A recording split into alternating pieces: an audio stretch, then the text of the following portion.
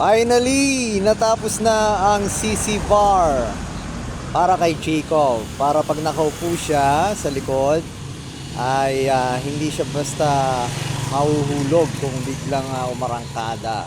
Ay merong sasalo sa kanya sa likod. So, ito na ang CC bar. So, tuwing plano namin pagka Saturday, Sunday, babakasin namin yung sidecar. At kami ay magmamotor ni Jacob. Siya ang aking co-pilot. At ito ang pinagawa namin kahapon ni Jacob. Punta kami sa gawaan ng mga stainless. So, pinasadya ko ito para kay Jacob.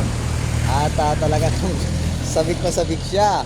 Dahil nung sinabi ko anong gusto mo, pumunta sa beach o magmo-motorcycle. Paborito niyang beach pero pinili niya ang magmotor kasama si Daddy. Yan, CC4 para kay Jacob. Mamaya mag-ride na kami.